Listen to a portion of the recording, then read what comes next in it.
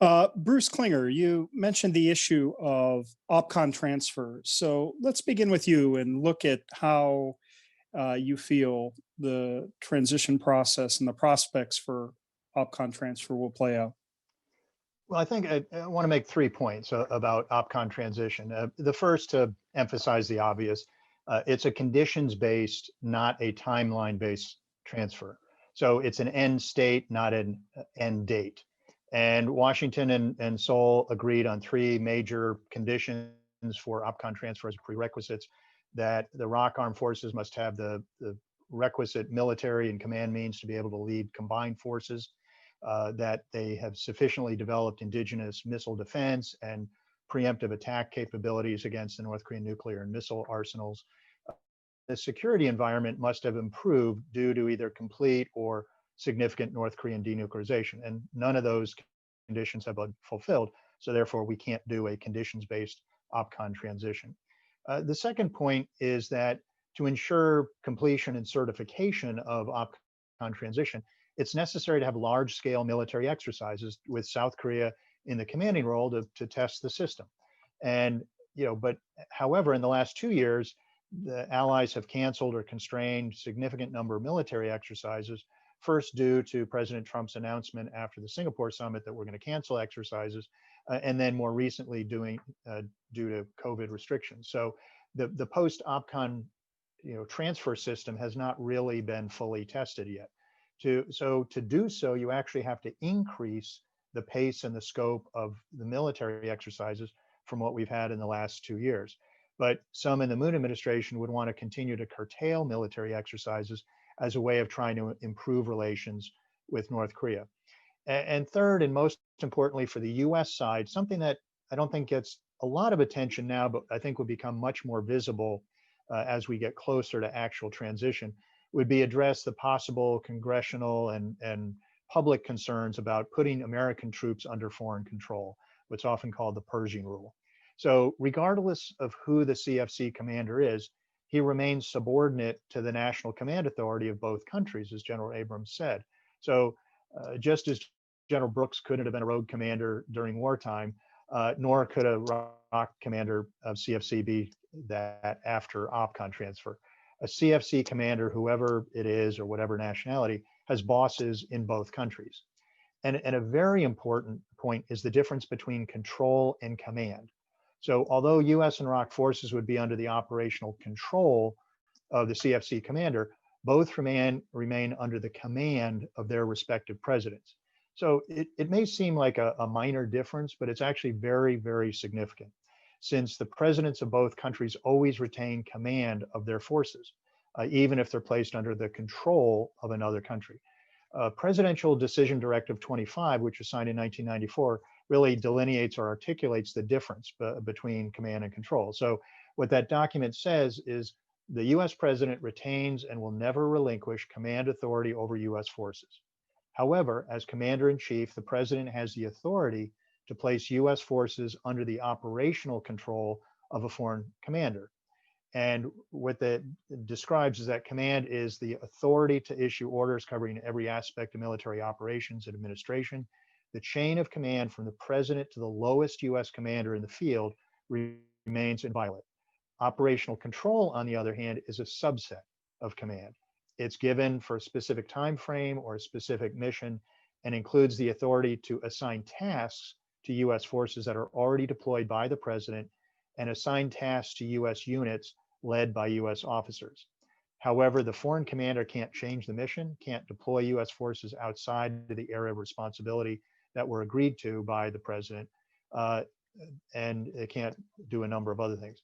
And as the PDD points out, US forces have been placed under operational control of foreign commanders since the Revolutionary War, including in World War I, and World War II, Operation Desert Storm, as well as other NATO operations. So in all cases, the US commanders maintained the capability to report separately to US military authorities, and the US reserved the right to terminate participation at any time and to take whatever action it deemed necessary to protect US forces if they were endangered. So I think of it as sort of a kick-out clause in a contract. So I can lend someone a car, but I can put restrictions on that And if they break those restrictions, then I can take the car back. So that's the way I see operational command and control. Thank you. General Leem, your thoughts on the transition?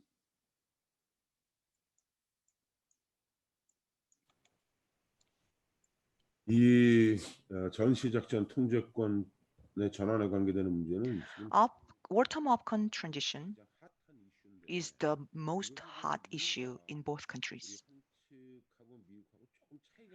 I think, but two countries have different understandings. So I will talk about the history behind it and misunderstanding, especially in South Korea. I will mention about that. As you all are aware, July 14 of 1950, the Korean War started. It is like 10 days after the Korean War. So UN forces came to South Korea, and President Lee Seung-man gave the operational control to General MacArthur. Since then, South Korean's operational control was in the hand of the US. As you have already mentioned, at that time, it was Operation Commanding Authority. Operation Commanding Authority was handed in. And as I mentioned before, the CFC was created in 1978.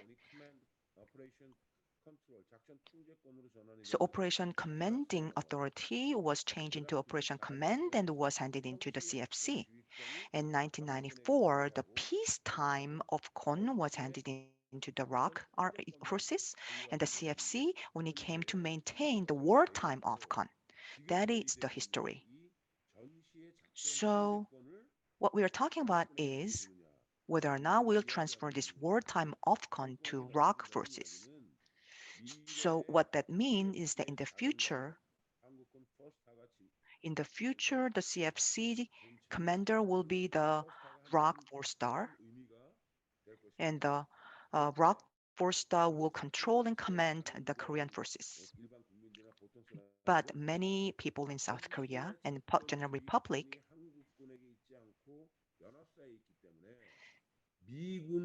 they thought that the wartime OPCON is not in ROK, but in the US, so the ROK forces can control and command the operation during the wartime. But if we look at it more closely, the military, administrative, and logistic, and unit relocation, everything, we received it. So the only thing that is left is that wartime OPCON, because during the wartime, we have to have a combined or a joint operation. And during the wartime, who's gonna control and command that authority? So it is the same as that, like a UNC's perspective, that in the case of the crisis, like 28 European forces will come together and like work together in South Korea. So for now, it is understood that wartime OPCON needs to be handed in because it doesn't have it now. But what is more important is that when South Korea and US have the joint operation, who's gonna control and command authority during the wartime? I think that is the misunderstanding of the South Korean public. I think we have to understand that. Thank you.